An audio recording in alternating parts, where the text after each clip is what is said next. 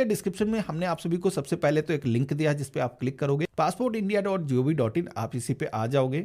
अब यहाँ पर सबसे पहले तो ये जो पॉपअप आता है इसको आपको क्लोज कर देना है और यहाँ पर आप सभी को एक नया पासपोर्ट अप्लाई करने के लिए न्यू यूजर रजिस्ट्रेशन का जो ऑप्शन दिया गया है इस ऑप्शन पे आपको क्लिक करना है। जैसे आप क्लिक करोगे तो यहाँ पर आप सभी को एक यूजर आईडी जो पासपोर्ट को अप्लाई करने के लिए जरूरत होती है, आप इसी पेज पर आ जाओगे। तो यहाँ पर सबसे पहले तो आप सभी को रजिस्टर टू अप्लाई एट के सेक्शन में आपको यहाँ पर जो पासपोर्ट ऑफिस वाला आइकन दिखाया गया इस पर क्लिक करना है और इसके बाद में आप सभी के सामने एक पासपोर्ट ऑफिसर्स की पूरी लिस्ट आ जाएगी।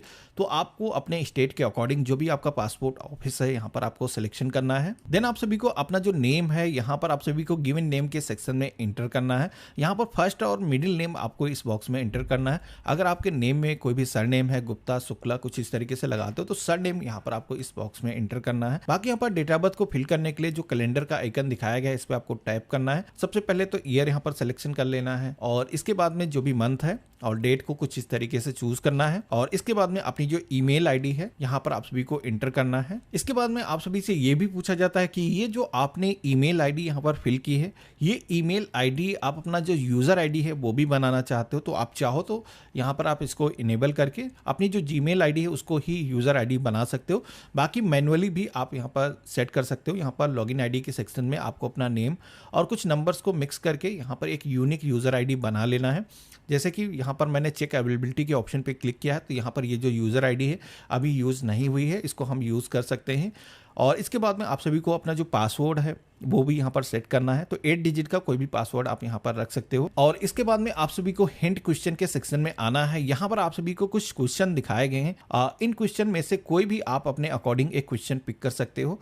इसके बाद में आप सभी को आंसर के सेक्शन में आना है। यहाँ पर इस क्वेश्चन का जो आंसर है आपको इस बॉक्स में दर्ज करना है। तो इस तरीके से आप देखोगे कि हमने रजिस्टर की टैब पे जैसे ही क्लिक किया है तो हमारी जो यूजर आईडी है आप देखोगे कि यहाँ पर क्रिएट हो चुकी है, लेकिन अभी ये जो यूजर आईडी है वो एक्टिव नहीं हुई है। इसके लिए यहाँ पर बताया गया है कि आपकी ईमेल आईडी पर एक ईमेल सेंड किया गया है इसको एक्टिव करने के लिए।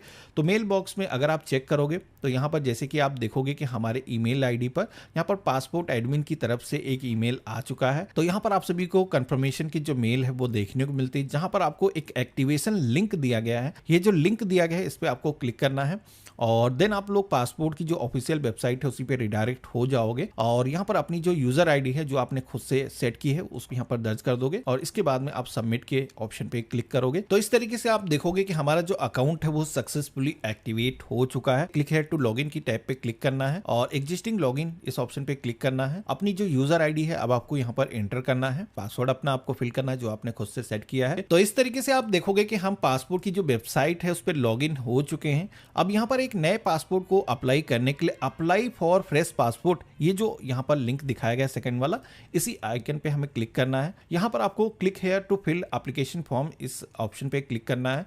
अपना जो स्टेट है सबसे पहले तो आपको यहाँ पर चूज करना है। अपना जो डिस्ट्रिक्ट है वो सेलेक्ट किया है तो ऑटोमेटिक ये जो पेज है रिलोड होता है। नया पासपोर्ट अप्लाई कर रहे हैं तो फ्रेश पासपोर्ट वाला जो ऑप्शन है इस पर हमें क्लिक करना है। पासपोर्ट दो तरीके से बनाए जाते हैं, जिसपे कि नॉर्मल या फिर तत्काल। तत्काल प्रोसेस में आप सभी को कुछ एडिशनल फीस चार्ज की जाती है, तो हम यहाँ पर नॉर्मल प्रोसेस से ही अपना जो पासपोर्ट है वो बनाना चाहते हैं। इस ऑप्शन पे हम क्लिक करेंगे। इसके बाद में आप सभी को यहाँ पर जो बुकलेट टाइप वाला ऑप्शन दिखाया गया है इसके अंदर दो ऑप्शन दिखते हैं, 36 और 60 पेजेस वाला। तो यहाँ पर अगर आपको लगता है कि आप ज्यादा ट्रेवल करने वाले हो तो यहाँ पर 60 पेजेस वाला जो ऑप्शन है वो सेलेक्ट कर सकते हो। अदरवाइज आपको 36 पेजेस वाला जो पासपोर्ट है वो आपको यहाँ पर सिलेक्शन करना चाहिए। इसके लिए आपको कोई भी एडिशनल फीस चार्ज नहीं की जाएगी। नेक्स्ट की टैब पे क्लिक करेंगे तो अब आप देखोगे कि हमारे सामने एप्लीकेशन फॉर्म आ चुका है, जहां पर गिवन नेम के सेक्शन में अपना जो फर्स्ट नेम है, मिडिल नेम है, आपको यहाँ पर एंटर करना है। और यहाँ पर सर नेम अगर आपके नेम में है, जैसे कि गुप्ता, शुक्ला कुछ इस तरीके से लगा हुआ है, तो आप यहाँ पर एंटर कर लोगे। इसके बाद में मेल फीमेल जो भी जेंडर है सिलेक्शन करना है।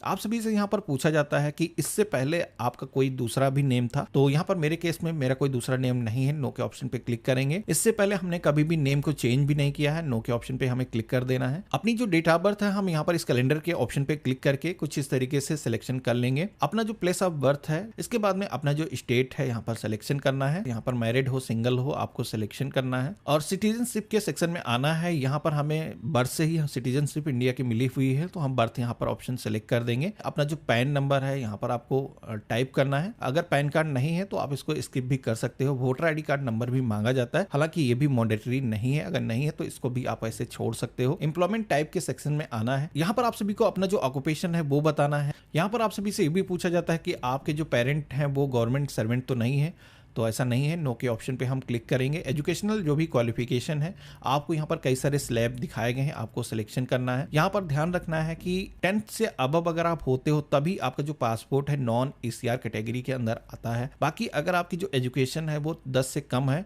तो आपका जो पासपोर्ट है वो बन जाता है, लेकिन आपका जो पासपोर्ट है वो ECNR नहीं होता है। हालांकि ECNR के लिए कई सारे अन्य डॉक्यूमेंट यहाँ पर दिए जा सकते हैं अगर आपके पास में क्वालिफिकेशन का कोई डॉक्यूमेंट नहीं है। तो अगर आप इनकम टैक्स रिटर्न फाइल करते हो, इसके अलावा गवर्नमेंट ने कई सारे डॉक्यूमेंट की लिस्ट दे रखी है, आप यहाँ पर इस लिस्ट पे क्लिक करके देख सकते हो। अब इसके बाद में आप सभी को विजिबल डिस्टिनेशन मार्क के सेक्शन में आना है। अगर आपके बॉडी पर कोई मार्क है तो आप बता सकते हो। इसके बाद में आप सभी को आधार नंबर के सेक्शन में आना है। अपना जो 12 डिजिट का आधार नंबर है आपको यहाँ पर इंटर करना है। वैलिडेट आधार नंबर के टैब पे आपको क्लिक करना है।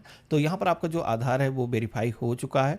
आधार की जो टर्म एंड कंडीशंस हैं उनको आपको यहाँ पर यूज करने के लिए यस के ऑप्शन पे क्लिक करके अलाउ करना होगा। सेव माई डिटेल की टैब पे क्लिक करना है। तो इस तरीके से आप देखोगे कि हमारी जो डिटेल है फर्स्ट पेज में जो भी हमने फिल की है यहाँ पर सेव हो चुकी हैं। इसके बाद में अब आप सभी को पेज में नीचे की तरफ आना है। यहाँ पर अगेन आई एग्री के ऑप्शन पे क्लिक करना है, नेक्स्ट करना है। यहाँ पर आप सभी को अपने जो फादर का नेम है, मदर का जो नेम है वो आपको एंटर करना होगा। आपको यहाँ पर अपने जीवन साथी का जो नेम है वो स्पाउस के सेक्शन में एंटर करना है। इसके बाद में आप सभी को नेक्स्ट की टैब पे क्लिक करना है। तो इस तरीके से आप देखोगे कि हम रेसिडेंस एड्रेस के ऑप्शन पे आ चुके हैं, जहां पर हमारा जो एड्रेस है वो इंडिया के अंदर ही है, तो इसको ऐसे ही रहने देना है। आपको अपना कंप्लीट एड्रेस जैसे कि आपके आईडी प्रूफ पर है, आधार पे है, उसी तरीके से आपको फिल करना है। अपना मोबाइल नंबर आप यहाँ पर फिल करोगे। ईमेल आईडी भी अगेन आपको यहाँ पर एंटर कर देना है। अगला ऑप्शन मिलता है परमानेंट एड्रेस अवेलेबल का। तो यहाँ पर आप सभी को परमानेंट एड्रेस अगर आपका कुछ डिफरेंट है तो आप यहाँ पर यस के ऑप्शन पे क्लिक करके इंटर कर सकते हो। देन आप सभी को यहाँ पर परमानेंट एड्रेस को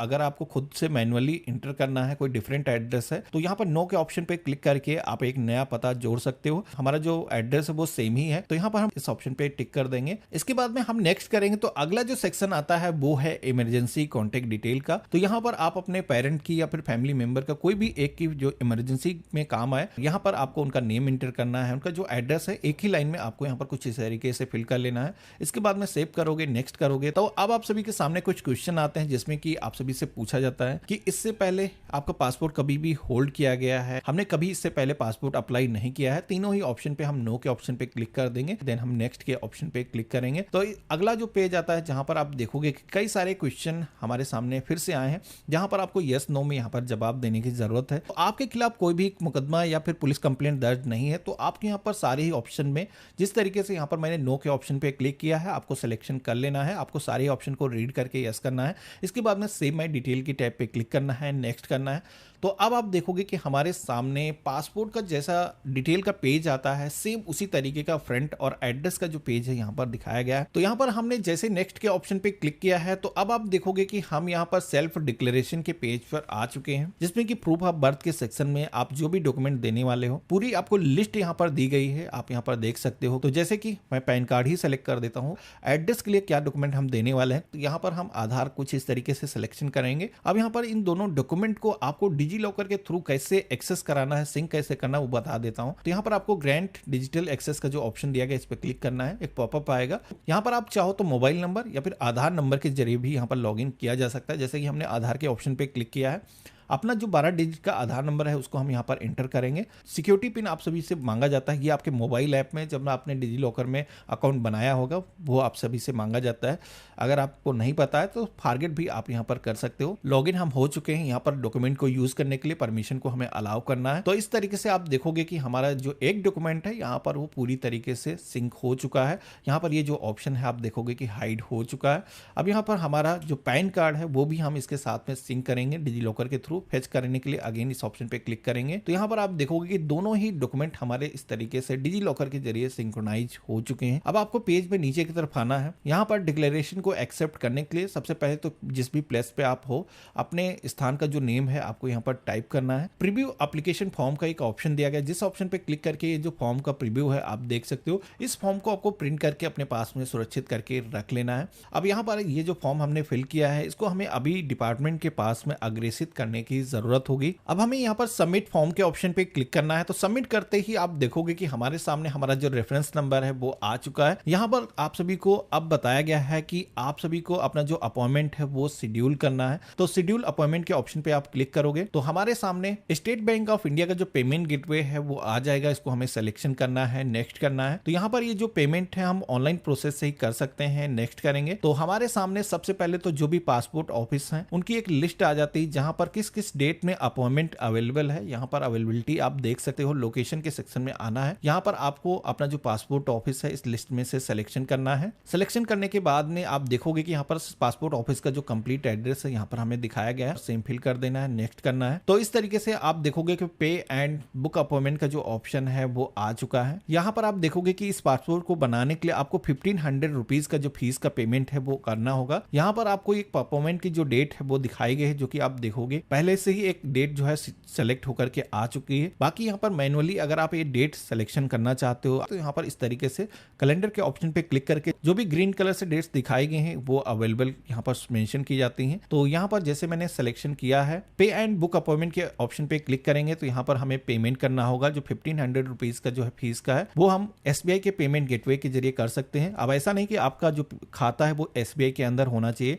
यहाँ पर कोई अदर बैंक का भी अकाउंट है तो आप पेमेंट कर सकते हो। क्रेडिट कार्ड के जरिए भी आप पेमेंट कर सकते हो। बाकी UPI का भी ऑप्शन अभी आ चुका है।